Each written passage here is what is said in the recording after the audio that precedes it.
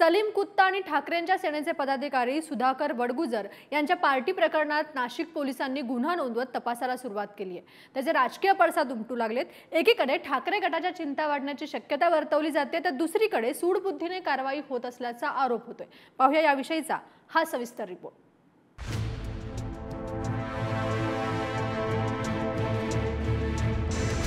नाशिकच्या आडगाव पोलीस ठाण्याच्या हद्दीतल्या फार्म हाऊसवर रंगलेली ही पार्टी।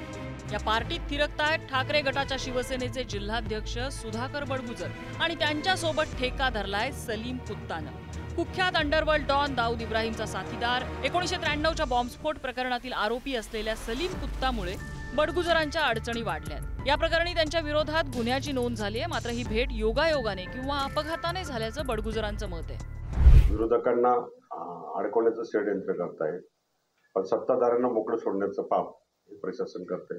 उद्धव साहेब आणि संजय राऊत साहेब हे भक्कमपणे माझ्या पाठीशी आहेत। आताच मला फोन येऊन गेला आणि त्यांनी सांगितलं घाबरण्याचं कारण, चिंता करण्याचं कारण नाही, आपण न्यायालयीन लढा लढू। 8 वर्षापूर्वीच्या या घटनेची आता चौकशी होत असल्याचं बडगुजर यांचं म्हणणं आहे। व्हिडिओ व्हायरल झाल्यानंतर या प्रकरणाची चौकशी झाली होती, परंतु आता नोंदवण्यात आलेल्या गुन्ह्यामुळे खळबळ माजली आहे।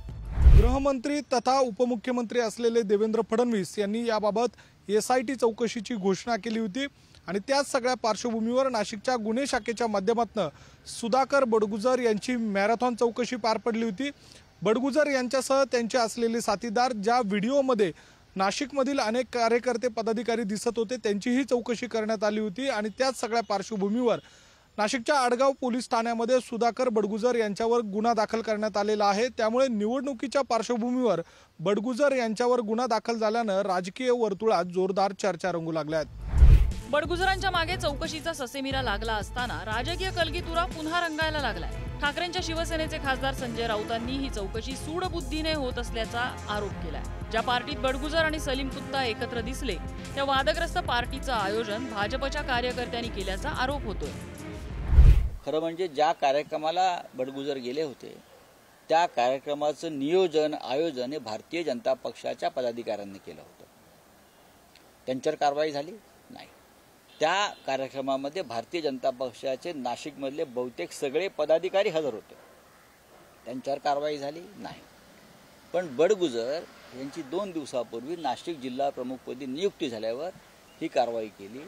ही भीती आहे आमच्या पदाधिकाऱ्यांची। या आरोपांना प्रत्युत्तर देत आमदार नितेश राणेंनी राऊतांचा संबंध थेट सलीम कुत्ताशी जोडत चौकशीची मागणी केली।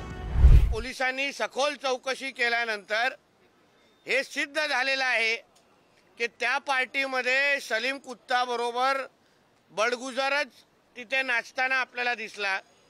पण मी आजही सांगतो, बडगुजर हा महत्त्वाचा विषय नाही, पण बडगुजरचा गॉडफादर कोण, बडगुजर कोणाच्या मांडीला मांडी लावून नाशिकमध्ये फिरतो, बडगुजर कोणाची गुंतवणूक ठेवतो, तर ती संजय राजाराम राऊतची। संजय राजाराम राऊत जो ह्याचा गॉडफादर आहे, त्या संजय राजाराम राऊतची पण चौकशी झाली पाहिजे, त्याच्यावर पण देशद्रोहीचा खटला चालवला पाहिजे। सकाळी उठून मोठा आमच्या देशाचे पंतप्रधान आदरणीय मोदी साहेब खोटं बोलतात, असा कोण बोलतो? हा संजय राजाराम राऊत, ज्याच्या जवळचा माणूस सलीम कुत्ता बरोबर दाऊदच्या लोकांबरोबर पार्ट्या करतो।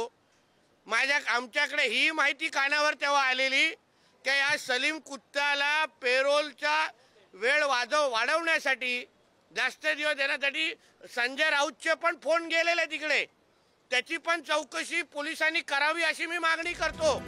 बडगुजर आणि सलीम कुत्ताच्या या वादग्रस्त पार्टीची आता नव्यानं चौकशी होणार आहे। तपासात काय सत्य समोर येतंय, एकमेकांवर केले जात असलेल्या आरोपांची शहानिशा होईल का, तोवर आरोप प्रत्यारोपांच्या फैरी झडतच राहणार याविषयी शंका नाही। पण याकडे लक्ष ठेवून असलेल्या अख्ख्या महाराष्ट्राला थोडी प्रतीक्षा करावी लागणार आहे। नाशिकहून किरण ताजणे आणि राशीद इनामदारसह ब्युरो रिपोर्ट, पुढारी न्यूज।